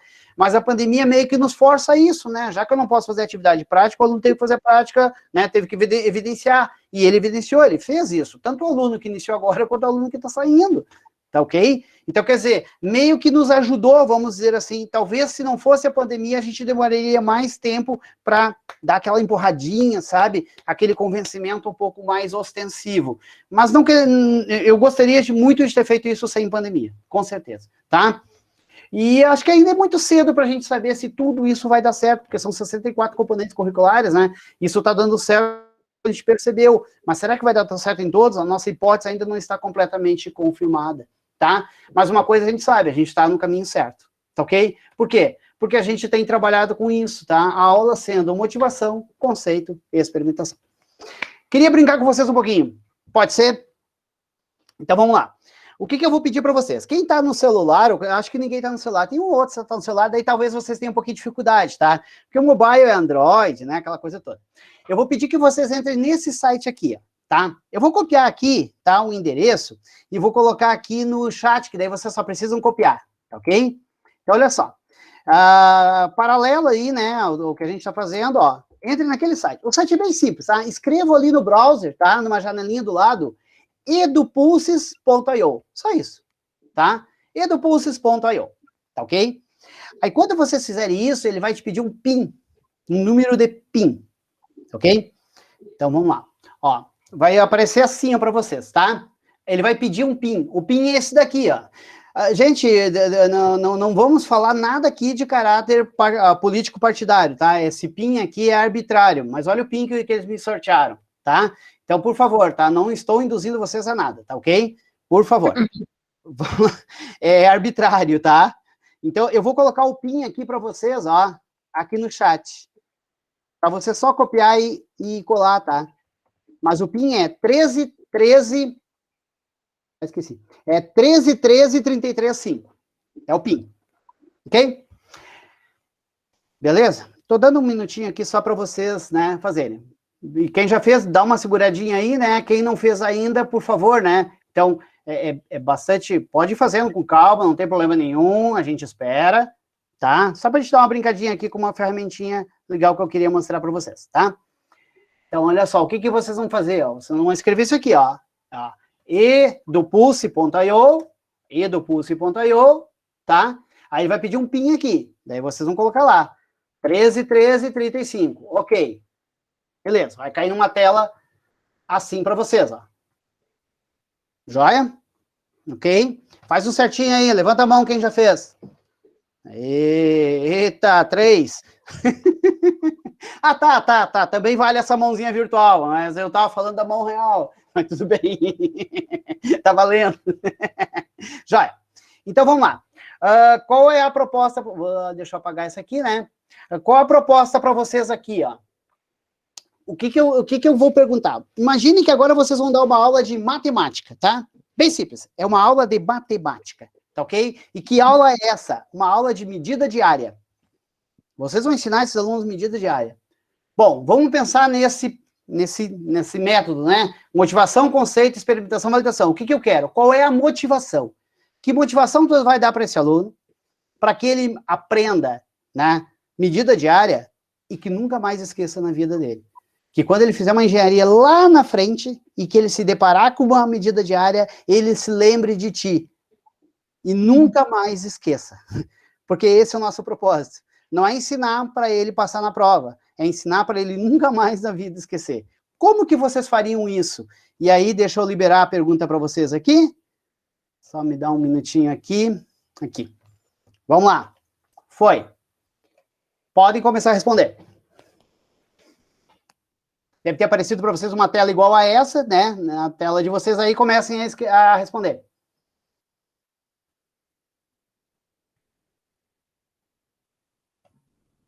Beleza? Aí, já apareceu uma informação aqui. Vamos lá. Quem mais? Podem responder. Então tá. Já deixa eu mostrar para vocês aqui, ó, à medida que vocês estão respondendo, tá? Podem respondendo, ó. Vamos lá? Não deixe de induzir, não leia ali. Vamos lá, vão respondendo aí. Opa! Ideia de uma casa de apartamento. São utilizados em diferentes atividades na sua vida. Essa do caso do apartamento é coisa de dinheiro civil, hein? É, bem coisa... a gente identifica as pessoas pelas frases. Tu viu que em nenhum momento eu pedi para se identificar, porque não precisa, eu sei. Olha aí, ó, como colocar um piso no espaço retangular de 2 metros quadrados com um piso de 70 centímetros por 70 centímetros. Olha aí. Vocês gostam de problema, né? A partir de questões referentes ao lugar que o aluno vive. Boa! Né? Como podemos ladrilhar a sala de aula? Exato, olhar para o chão, né? Tá, e se fosse colocar piso aqui? Como é que a gente faria isso? Tá ok? O tamanho da casa, perfeito. Boa, vamos lá. Realizar medida diária de uma lata de refrigerante. Bah, pegou pesado pra caramba, né? Porque tu vai fazer medida diária da lata de refrigerante, tu tá falando da casca. E os alunos já vão começar direto no volume, né? Aí tu já começou com um pega-ratão ali de cara, né? Tá? E, bah, como é que vai definir essa casca, né? Aí a latinha de refrigerante tá ali no lixo. Tá, então pega uma tesoura. mas tá difícil esse negócio cilindro. Pega uma tesoura e corta e abre. E aí se torna um retângulo, e aí mede, né? Olha só, com coisa que tá ali no lixo, é só ele pegar, tá? medidas, essas são situações da nossa vida, estabelecer, beleza. Bom, vocês viram que o tamanho das letras são todas iguais, tá? Então, dá para saber que vocês não copiaram nenhum de ninguém, porque se alguém copiasse, a letra teria aumentado, tá? Bom, além de discutir um pouquinho essa questão de motivação, tá? Dentro do método, né? Motivação, conceito, experimentação, validação. Também eu queria mostrar para vocês essa ferramenta. Essa aqui é uma ferramenta que ela tem uma versão gratuita mais limitada, que é a que eu estou usando aqui para vocês, chamada EduPulses, tá? Então, se vocês entrarem lá na edupulses.io e criarem uma conta, aí eu vou até mostrar para vocês aqui, ó. Esse é o meu ambiente, onde eu projeto as telas. E depois eu só vou trocando essas telas aqui. Aí, à medida que vocês todos respondem sincronizadamente, ela aparece. Nesse caso, eu coloquei uma tarefa que é uma nuvem de palavras. Se as palavras se repetissem, aí elas iam aparecer maiores, tá? Mas tem outros recursos aqui, que é fazer enquete, dá para fazer um monte de outras coisas. É uma ferramenta online para a gente fazer essa pesquisa de bate-pronto. Mas por que a gente não usa diretamente aqui o chat? Porque daí um olha a resposta do outro, né? Assim a gente consegue fazer com que todas as respostas se concentrem. Para vocês que terminando o curso aqui na UERGS vão lecionar tanto na graduação, quanto também lá no ensino médio, tá? Então, uma boa dica aí, uma ferramenta para vocês, essa EduPulses. Tá ok? Beleza. Colocar papel de parede no quarto. Perfeito. Joia. Então, notem que o que a gente consegue olhar assim, e o meu olhar, né, de quem já fez esse trabalho lá atrás com os professores, né, tá? A gente percebe assim que vocês se preocuparam muito da motivação em fazer com que o aluno faça uma coisa que está no ambiente dele, está no horizonte dele, está no radar dele. Isso é importante, porque qual é o nosso objetivo? Que ele nunca mais esqueça. O objetivo de aprender, sim, ele existe, mas tem um objetivo maior agora, que é mobilizar o conhecimento, que quando a gente mobiliza, a gente nunca mais esquece, tá? Então, essa que é a ideia. Deixa eu mostrar para vocês, então, assim, não é a minha resposta, essa resposta eu já fiz, tá? Há um tempo atrás, literalmente há um ano atrás, tá? Eu trabalhei meio como voluntário, assim, um grupo de alunos, bem naquela época da pandemia, quando todo mundo parou, a UERGS parou também, né? A gente teve uma semana de aula e agora para tudo e a gente não sabe o que vai fazer, tá? Foi mais ou menos assim, né? E também isso aconteceu na escola fundamental. E aí os alunos ficaram meio assim, sem saber o que fazer e tal. E aí o meu filho, junto com os amiguinhos dele, assim, falaram comigo, não. E se a gente continuasse estudando, né? Só que a gente está acostumado do professor dizer o que a gente tem que estudar. Eu digo, não, então tá. Daí eu fiz um grupo e fiquei, né, fazendo a atividade com eles, só para eles ficar com a cabeça, né, mexendo a cabeça deles. E a minha proposta que eu fiz foi essa daqui, gente, ó. Foi isso aqui. Foi assim que eu ensinei, e foi assim, e eu posso dizer que ensinei porque eles aprenderam, então eu já validei isso, né? Foi assim que eles aprenderam medida diária, tá? Eu dei uma tarefa para eles. Essa tarefa eu dei às 6 horas da manhã. Eu mandei para eles pelo WhatsApp. Eu disse para eles, o primeiro que responder a tarefa amanhã, tá? Aí vai ganhar aqui um bônus aqui e tudo mais. E aí eles, bom, mal dormiram, né? Para saber quem ia chegar a primeira tarefa, a primeira resposta que chegasse. E aí eu mandei essa tarefa para eles. Eu queria que eles calculassem, tá? Quantos metros de tecido iria para fazer o lençol da cama deles. Só que como tarefa eles também tinham que arrumar a cama. E bater uma foto, e a tarefa era me mandar o valor em metro quadrado e a foto da cama arrumada. Bom, depois teve mães, né, que entraram em contato comigo e disseram, nunca tinha visto meu filho arrumar a cama e tal. Sabe o que é esse vídeo no YouTube aqui, ó? Não é conteúdo, não é conceito, não é medida diária. Isso aqui é como arrumar uma cama. Porque, de repente, eles não sabiam. Daí eu botei dica, só que isso aqui é uma imagem, é um JPG. Então não dá para eles copiar e colar o link, eles tiveram que escrever o link. Só que a primeira coisa que eles foram direto nesse link. Vou ver qual é a barbada aqui para resolver esse problema. Aí eles foram no link e descobriram como se arruma uma cama. Essa aqui é a ideia, tá? E tiveram que arrumar, tá? Mandaram a resposta. E cadê a cama arrumada? Aí eles mandaram a cama arrumada. Depois a minha esposa conhecia as mães deles também, né? Daí, não, agora confere se foi eles mesmos que arrumaram, se não foi a mãe que foi lá e deu uma ajeitadinha e tal. Aí ela questionou, não, realmente, o gurizada arrumou, tá? E aí, claro, né, eu não fui muito original, depois eu dei uma tarefa muito parecida com a de vocês. Aqui nós temos 2 conhecimentos implícitos, que também a gente pivotou isso lá para engenharia de controle e automação também. A gente tem que motivar para que ele nunca mais esqueça. Esses guris nunca mais vão esquecer de fazer uma medida diária. Por quê? Porque eles nunca sabiam que podia ser arrumada a cama daquele jeito, tá? Normalmente o gurizão, ele aprende a arrumar a cama depois que ele vai pro quartel, né? Tá? Porque daí eles obrigam a arrumar. Mas assim, ó, Você sabe que tu não pode chegar numa loja de tecidos e pedir, eu quero 2 metros quadrados de tecido, por mais engenheiro que tu seja, né? A vendedora vai olhar, ou o vendedor vai te olhar e vai dizer assim, como assim 2 metros quadrados? Tu quer metro linear, né? Porque o tecido, ele é bobinado, né, numa medida padrão. E tu compra o metro linear do tecido, que é multiplicado pelo valor padrão, dá os metros quadrados que tu quer, tá? E eles chamam isso de infestado. Então, tu compra um tecido infestado, tá? Pô, parece assim que o troço tá contaminado, né? Mas não é o nome que eles chamam mesmo, tal. Então, eles tiveram que perguntar pra mãe também, né? Ô, mãe, tá, e agora como é que eu valido? Não sei, pergunta pra tua mãe já fez isso aí, ela já foi comprar tecido. Pergunta, ou então vai na loja, a loja é ali na esquina, vai lá na loja e pede. Ah, professor, descobri, é 2,48 metros quadrados. Ok, vai lá na loja e tenta comprar. Não compra, tá? Não vai gastar dinheiro, mas tenta comprar. E eles fizeram isso. Foram lá, mas eu descobri que... Olha só, teve um conhecimento novo aqui em cima. A mesma coisa aqui no piso. Vocês colocaram ali, metro, parede, tal. Vocês colocaram um adicional pelas quebras? No piso a gente bota, né, 10%.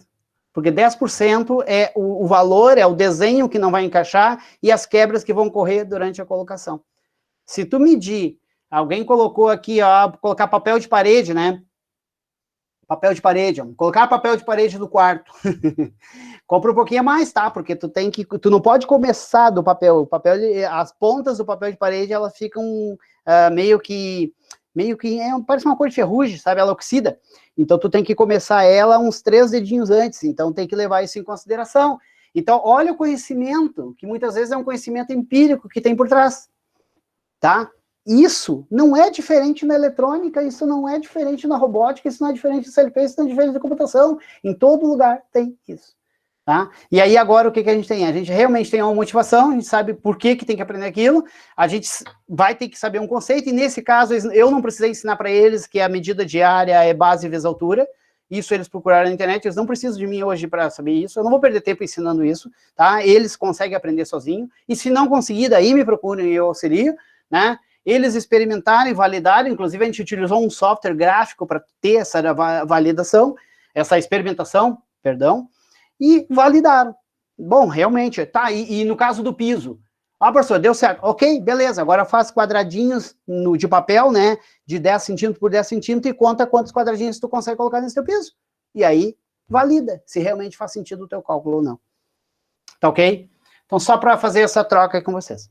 Gente, eu não sei se eu e o Luciano não combinamos isso, né? Se tem um momento de perguntas ou respostas, mas de igual forma eu gostaria de dizer que foi um imenso prazer aqui falar um pouquinho da nossa experiência para vocês, tá? Aceitamos críticas, sim, tá? E acho que é muito bom a gente trocar essas informações. Quem dera a gente conseguisse fazer isso com todos os cursos, né, professor Luciano? Tá? E de uma forma tão aceptiva quanto vocês. Ok? Maravilha, João. Maravilha, João. Muito obrigado aí pela contribuição até esse momento, né? Muito legal essa ferramenta interativa aí que tu disponibilizou e divulgou para o pessoal, né? O Wagner colocou algumas questões aqui no chat. Wagner, tu quer colocar aí, como é que se diz, no vis-a-vis aí? Cadê o Wagner? Ele fez 3 comentários. Olá, professor, você me ouve? E ouço muito bem. Sim. Bom, as questões que eu coloquei ali, acho que são questões que vêm da minha prática, são questões que eu penso também. Eu acho muito importante trabalhar nessa perspectiva, né? O último comentário que eu coloquei ali no chat, eu vi a explanação que você coloca, e pelo que você colocou, o entendimento é que o professor é responsável, o que não deixa de ser verdade. Mas acho que também questões do aluno, comprometimento do aluno, o ambiente que ele está inserido, a proposta da instituição que esse professor trabalha, a dimensão do trabalho do professor, não só com a prática dele, com a didática dele, mas de que forma ele vai relacionar esse trabalho com outras instâncias dentro da escola, porque muitas vezes não falta, assim, uma vontade do professor trabalhar nessa perspectiva, ou o professor, ele tem entendimento sobre o que é uma competência, o que é uma habilidade, ou como saber trabalhar com essas perspectivas, mas às vezes o professor ele se debruça em outros entraves, né? Ou a escola é mais tradicional, ou a escola quer trabalhar num sentido de preparar alunos para provas classificatórias. Então, Eu gostei muito, assim, do que você colocou, eu acho importante, mas penso também que a gente deve pensar numa via de mão dupla, tanto na questão do trabalho do professor e como ele vai desenvolver esse trabalho, tanto sozinho quanto com outras instâncias dentro do ambiente que ele está trabalhando, seja na educação básica ou na educação superior, e também como é que é esse público-alvo dele, como é que é esse aluno, né? Se é um aluno da educação básica, pressupõe-se que tenha um entendimento diferente sobre todos esses processos do que um aluno da educação superior. E nisso também reside o grau de conhecimento do que cada aluno traz, a bagagem de cada um também, né? Eu gostei muito dessa proposta, assim, eu acho muito importante a gente, nós como alunos aqui do mestrado, trabalharmos nessa perspectiva que você coloca. Esses são os meus apontamentos de uma forma geral, assim, para a gente poder estar pensando e discutindo essas questões. Obrigado. Te agradeço tuas palavras. Tânia, quer falar? A Tânia levantou a mão, não sei, de repente fala primeiro, ou João, não sei, espera, fala a Tânia, depois o João Não, fala. é que o Wagner não era pergunta, era só colocações, né? Eu já agradeci, e tá perfeito, eu concordo com ele. Tânia. Então, tá, duas questões, né? Uma, eu entendo, assim, que a forma, né, como se organiza a sala de aula, ela pressupõe que o sujeito tenha uma compreensão sobre a organização dos conteúdos, dos conceitos com os quais ele trabalhará junto com os alunos, né? A epistemologia para organizar esses conceitos, as estratégias e técnicas para fazer com que a sala de aula possa ser organizada de modo que os alunos venham, então, a desenvolver suas habilidades e competências relativamente a toda essa estrutura da disciplina. Então, quando se apresenta aquela ementa, do meu ponto de vista, você faz lembrar aos professores que, na verdade, ele tem que pensar o trabalho com os conteúdos diante dos problemas com os quais ele lidará junto aos alunos. Quer dizer, quer sejam esses problemas da vida real, enquanto um curso de formação de nível superior, quer sejam modelos que, na verdade, a gente já monta, né, para que a gente possa trabalhar com os alunos no ensino básico. Então, assim, aquilo que a gente chama de ementa não é simplesmente uma restrito a um corpo de conteúdos, mas não, diz respeito a como e com o que eu trabalharei aqueles conteúdos, né?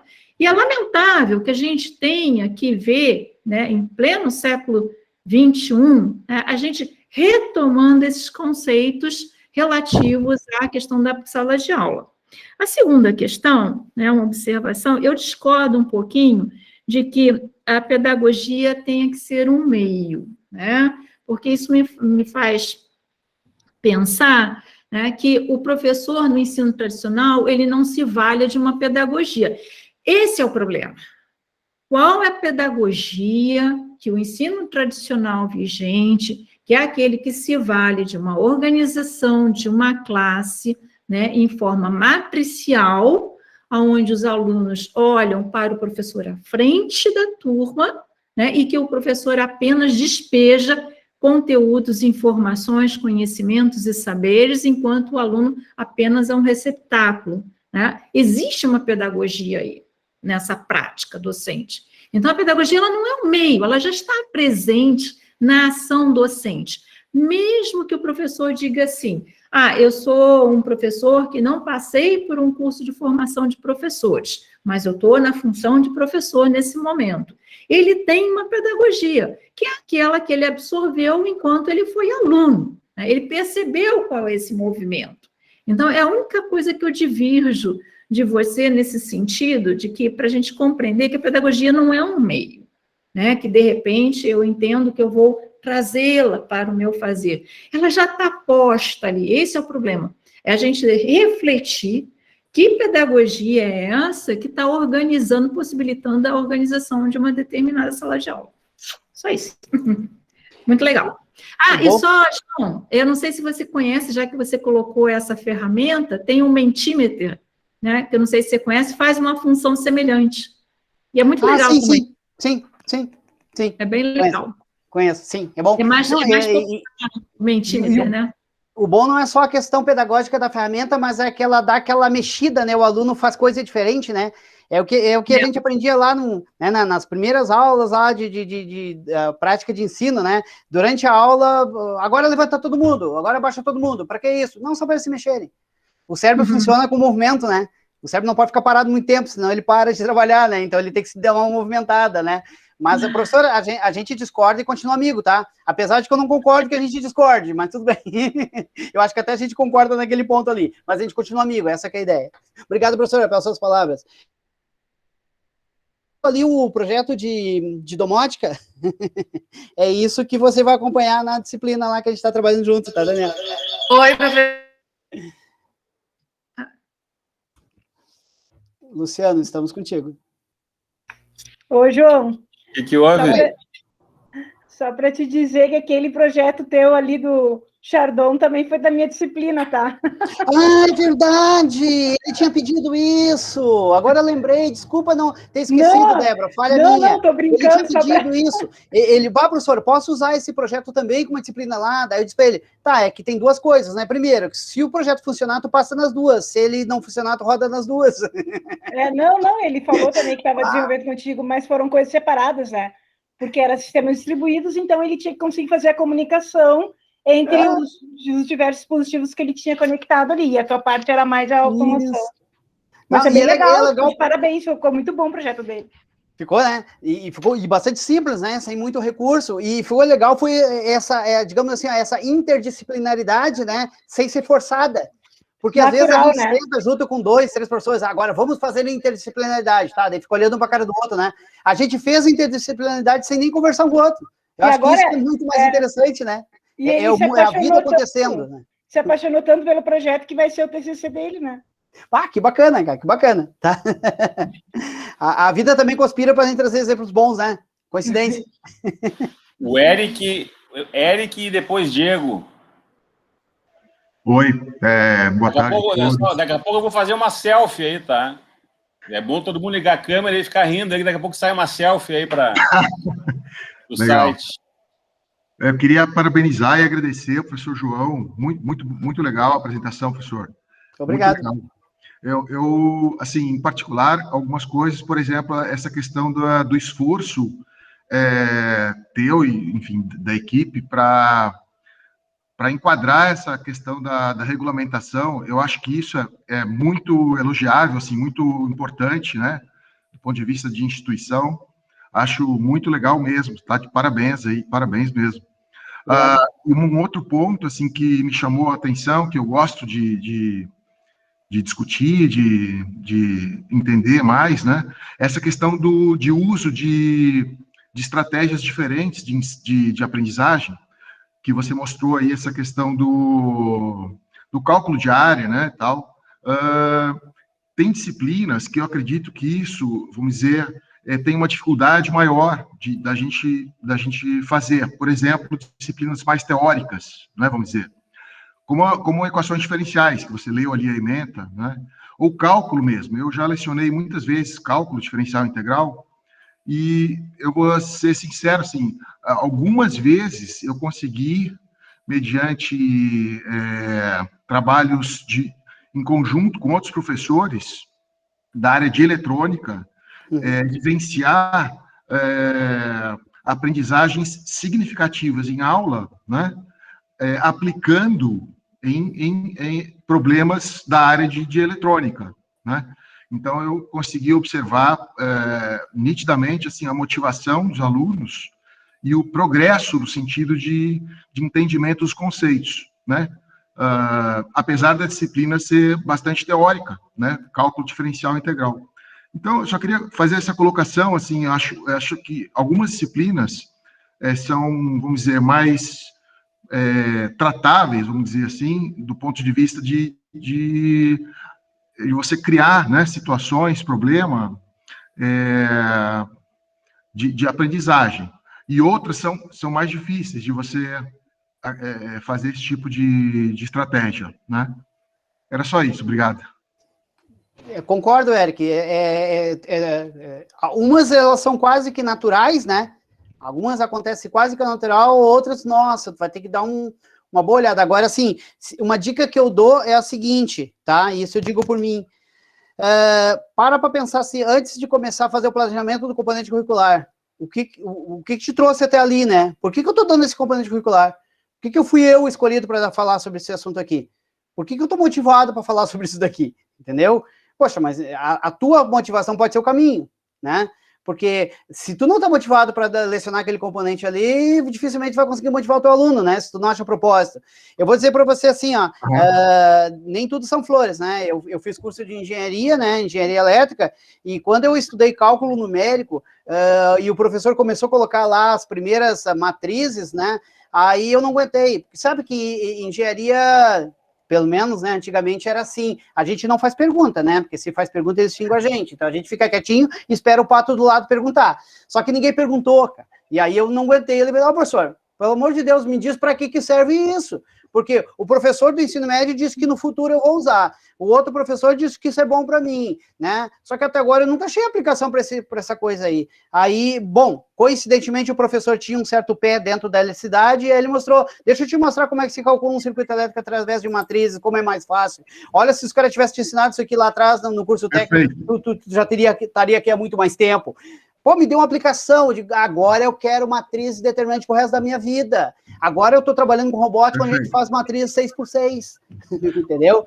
Eu acho que às vezes falta esse pequeno gatilho, assim, ó, de mostrar, cara, ó, isso aqui, ó, é aqui que tu usa, e olha como é importante que tu sabe fazer essas coisas, porque se tu não, eu, com todo respeito aos meus professores lá do ensino médio, ou do ensino fundamental, que muito me ajudaram, mas quando eles me diziam que aquilo era importante para mim, eu vou dizer assim, cara, até porque tu não sabe para que serve isso. Tá? Não, a aplicabilidade... Essa aqui é a verdade, tá? Perfeito. Eu concordo plenamente com o que está falando, e assim, a aplicabilidade das coisas, no sentido, inclusive, dessas estratégias, é essencial, Antes de passar para o próximo, rapidinho, não vai demorar nem um minuto, tá? A minha filha estava estudando, agora, minha filha já me deu uma netinha, né? Mas na época ela estava estudando para o vestibular, e ela veio, pai, o que é torque? Aí eu disse, estende a tua mão. Daí ela me estendeu a mão, eu peguei na mão dela e dei um puxão. Aí ela ficou meio assim. De novo, daí ela me estendeu a mão, eu peguei e torci o braço dela. Aí ela começou a gritar de dor, viu? Isso é torque. Essa é a diferença de força e torque. Nunca mais ela esqueceu o que é torque. E também até porque ela tem a luxação até hoje. Pode usar a porta, João, né? Você não precisava machucar, coitada, podia usar a porta.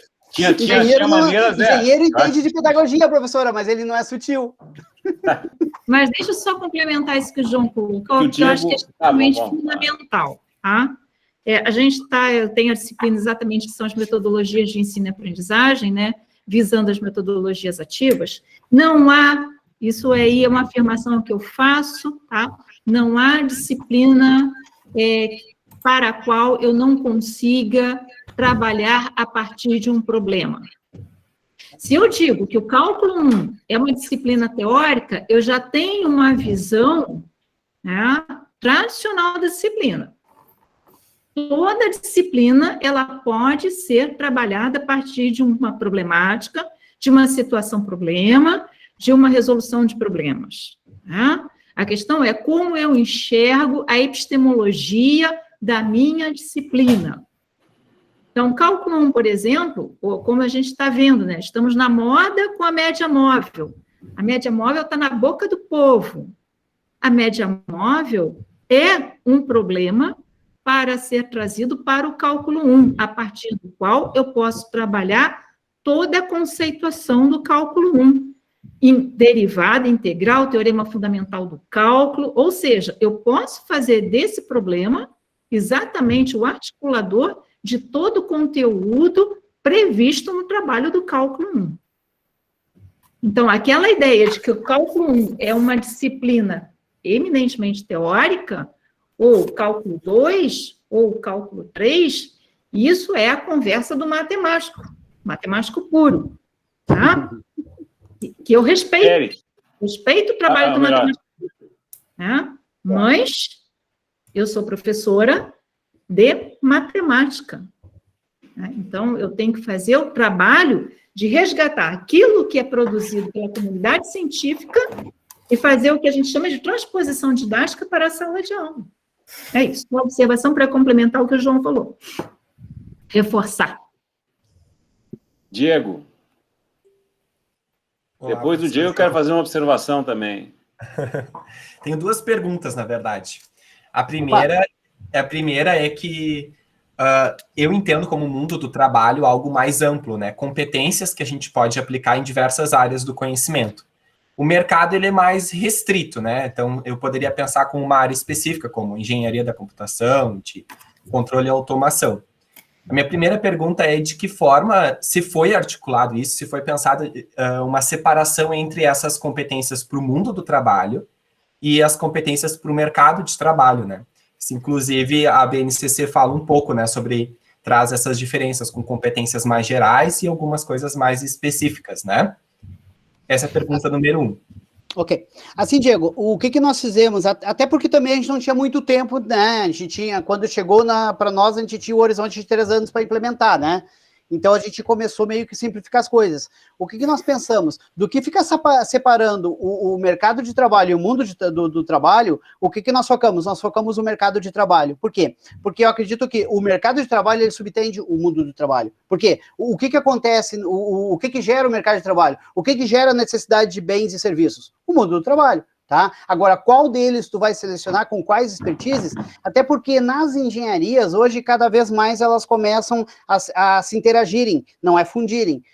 É muito importante as engenharias terem as suas especificidades, mas dificilmente tu vai ter uma engenharia trabalhando sozinha. Olha o exemplo que acabou de acontecer aqui, o aluno fez uma atividade com 2 engenharias distintas, comigo e com a professora Débora, né? Então, o mundo do trabalho, ele cada vez mais ele está interativo para gerar bens e serviços ao mercado de trabalho, que é onde vai nos dar o retorno. Então, o que nós focamos? Nós olhamos aquelas competências pensando assim, ó, o que do mercado de trabalho, o que dá oferta de valor no mercado de trabalho é que nós vamos trazer para dentro da sala de aula. Que problemas vamos resolver de coisas que geram valor para o mercado de trabalho. Foi nesse sentido. Então, nós nos preocupamos em fazer essa segmentação também porque a gente não tinha muito tempo.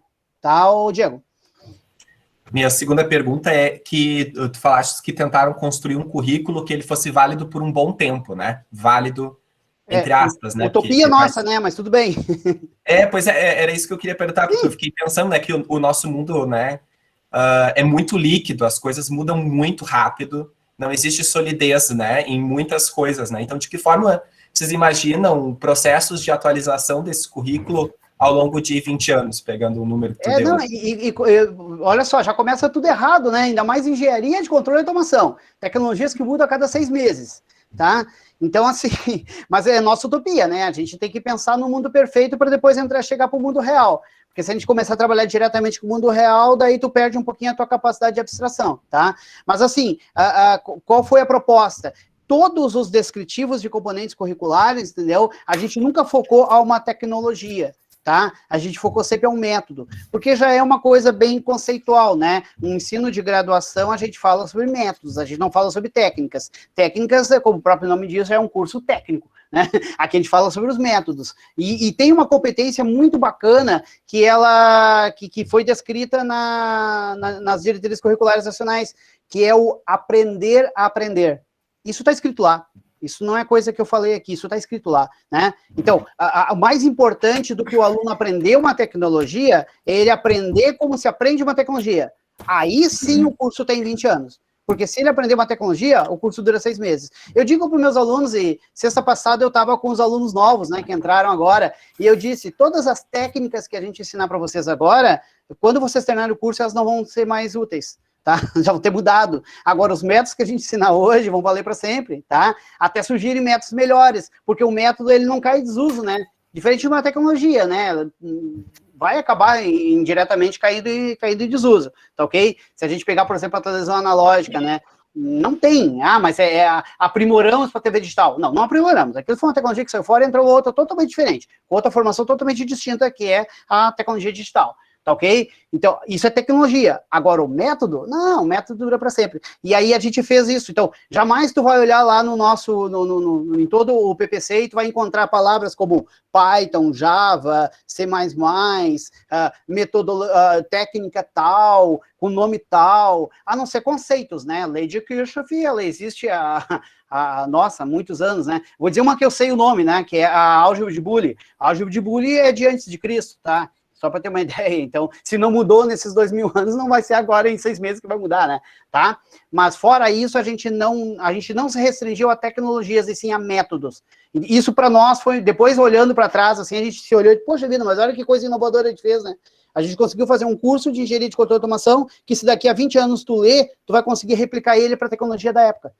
Tomara, né? Que daqui a pouco o troço está tudo com coisas voadoras e tudo mais, e aí a gente nem sabe se isso vai ser possível. Ok? Pessoal, agora é assim, ó, a Fabrícia pediu ali a palavra, eu acho que a Fabrícia fala, até pela questão da hora, a Fabrícia fala e depois eu pego a palavra, fecho, agradeço e finalizo, pode ser?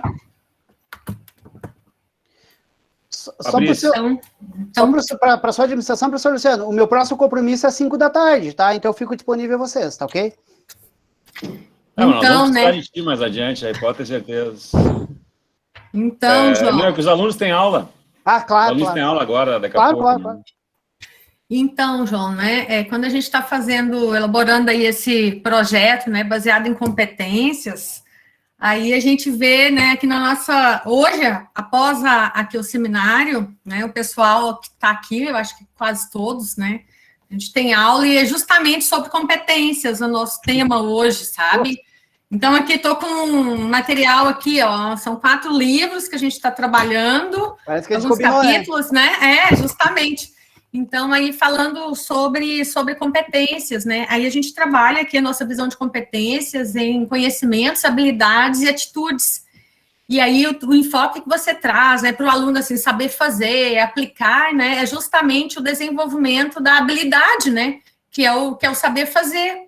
Então, muitas das vezes a gente, né, desenvolve ali só alguns os conhecimentos ou conceitos e tudo mais, mas a aplicação disso, né, envolve esse despertar e esse desenvolvimento de habilidades nos alunos, quando a gente vem aí com novas propostas, né, novos projetos em sala de aula, para colocar a mão na massa, né, vamos dizer assim.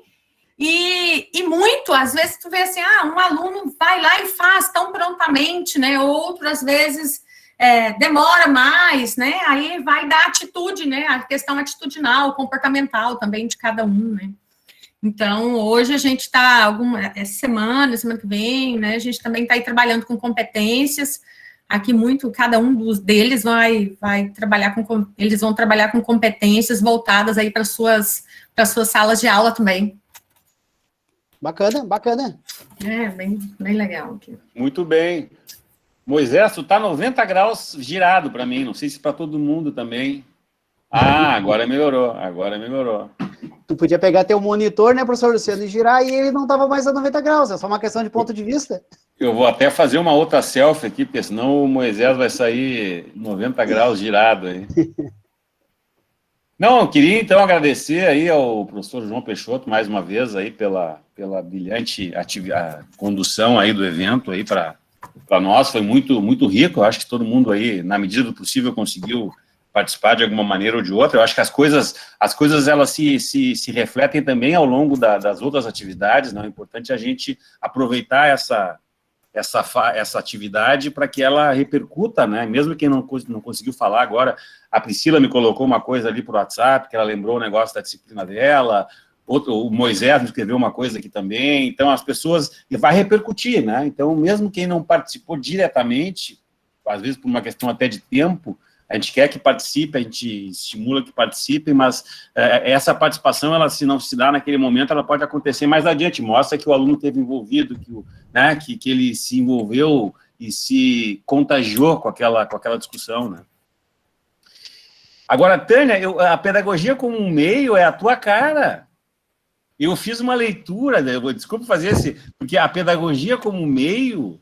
Como é que eu ver como tudo é uma interpretação? Como é que eu interpretei? É justamente o ensino tu entendeu? eu interpretei como sendo isso, que é o que a gente discute e defende aqui, né? Que como foi importante para a área de ensino, né? Ter surgido o ensino em a educação em matemática, a educação matemática, ensino em física, educação em engenharia. Foi assim que eu interpretei a pedagogia como um meio, entende? É porque, assim, a pedagogia como meio me parece, assim, que a coisa está lá e eu vou pegar, percebe? Então, é como se quem trabalha no tradicional não tivesse uma pedagogia, porque é isso que a gente ouve, por exemplo, do professor de matemática, né, principalmente aquele que tem uma tradição de formação de matemática. Sim. Você ouviu isso, eu ouvi isso como aluna, né? Então, a pedagogia está fora, não tem nada a ver com isso. Eu sou matemática, eu sou engenheiro, eu estou lidando apenas com a minha disciplina aqui, essa coisa de pedagogia fica para lá.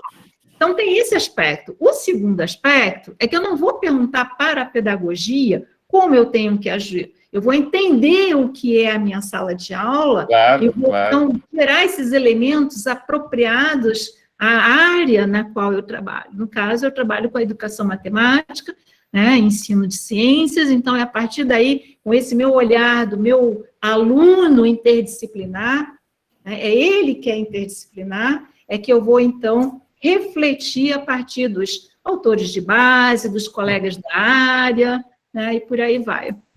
Eu acho que vale um artigo aí. Claro, as coisas não se definem por uma frase, né? Por isso que é importante a interpretação, como cada um enxerga. A gente enxerga a partir do nosso lugar, né? Eu achei... É muito legal que você tenha colocado isso, porque mostra a questão da comunicação como ela não existe.